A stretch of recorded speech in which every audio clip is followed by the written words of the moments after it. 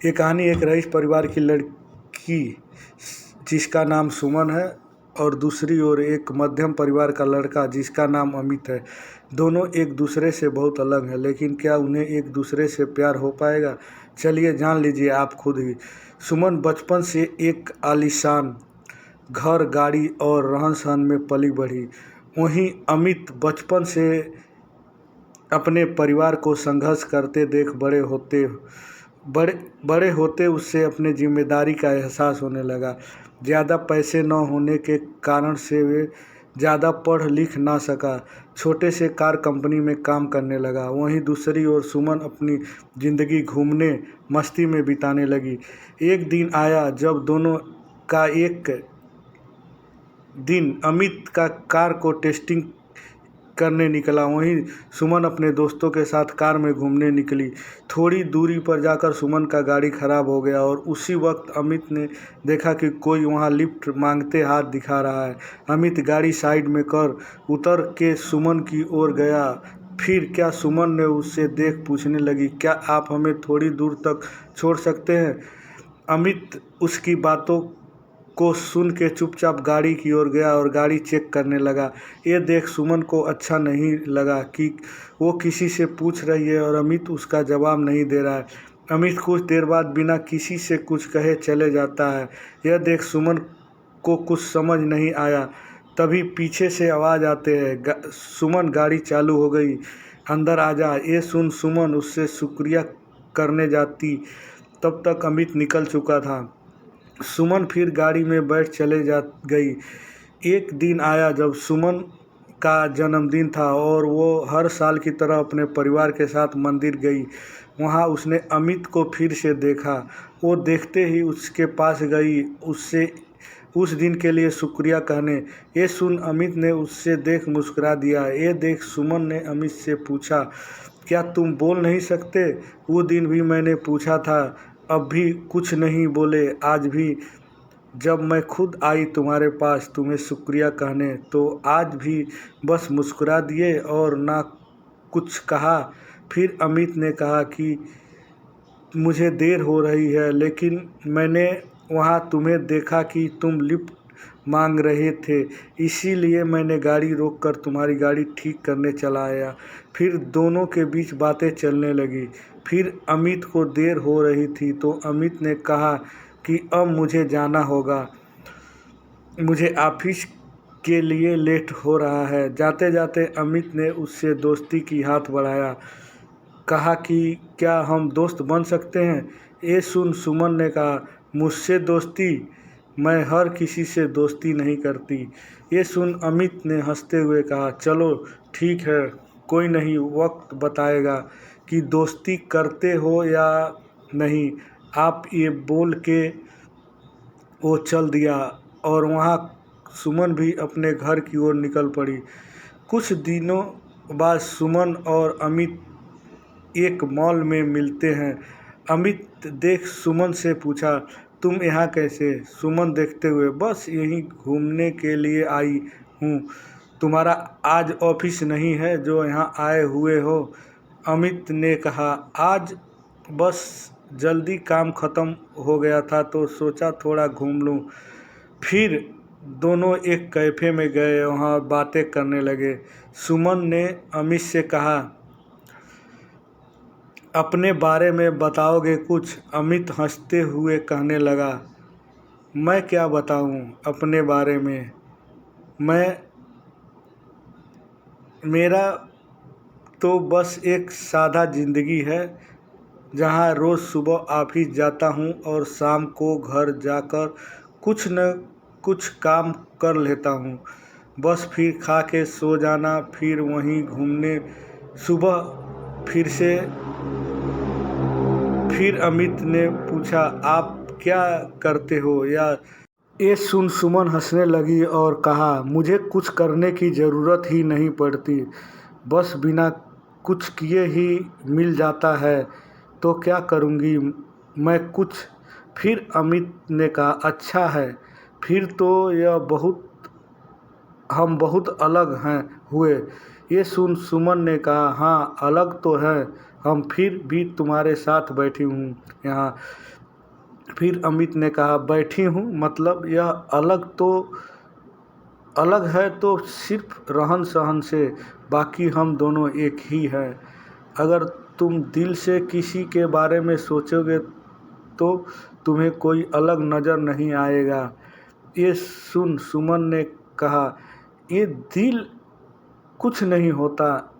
अमित सुन के मुस्कुराने लगा और कहा, ठीक है, जैसा तुम बोलो। फिर हर कुछ दिनों में दोनों मिलते रहते, बातें करते और अपने घर चले जाते।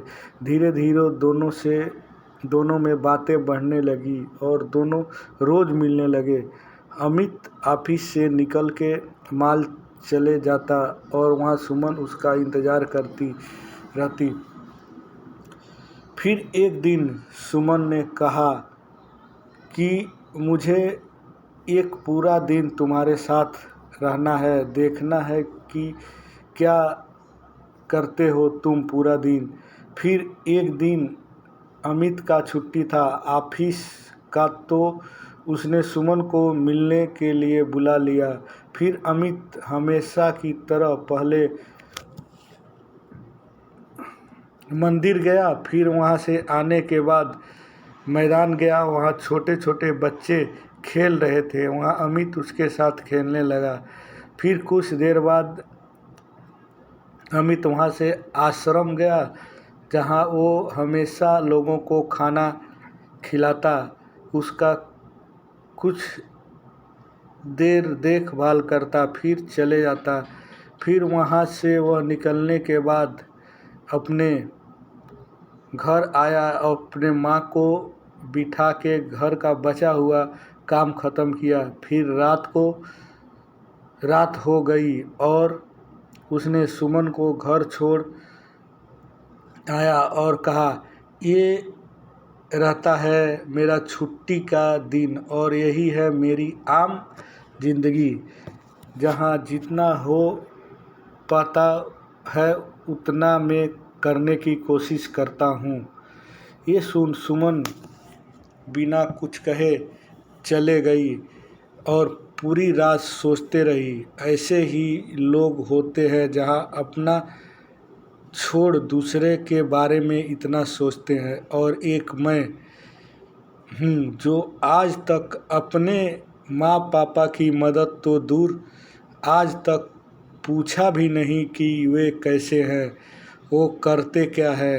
ये सब सोच सुमन भावुक हो गई और अपने माँ के पास चले गई। उसने देखा माँ उसकी काम कर रही होती है। जैसे ही वो माँ को पुकारती है, माँ वहाँ से, क्या हुआ, कुछ चाहिए तुम्हें, बोलो। हाँ सुमन।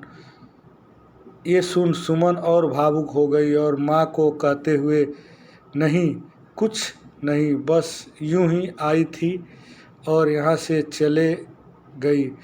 बस वो एक पल था जब सुमन को एहसास हुआ कि सच में दिल से सोचने वाले लोग होते हैं।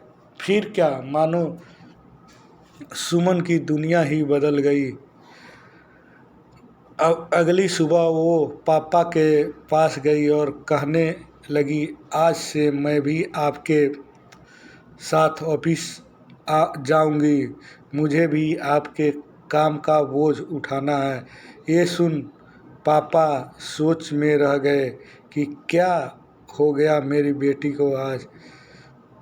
इतने सालों बाद अचानक से ये ख्याल कैसे आया, और अंदर ही अंदर खुश भी हो रहे थे कि उनकी बेटी आज बड़ी हो रही है, अपने जिम्मेदारी समझने की काबिल बन गई। बस फिर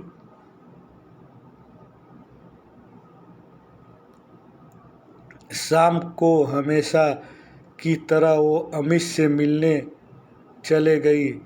बस फ़र्क इतना था, आज वो हमेशा घर से आती थी, आज वो ऑफिस से आई थी।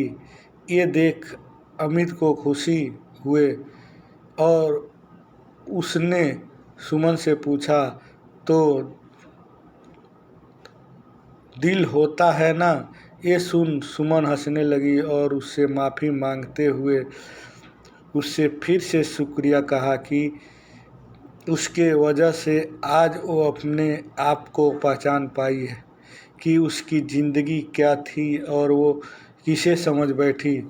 तो अब आगे क्या बताऊं, आपको खुद आगे का तो आपको समझ आ गया होगा और क्या हुआ रहेगा।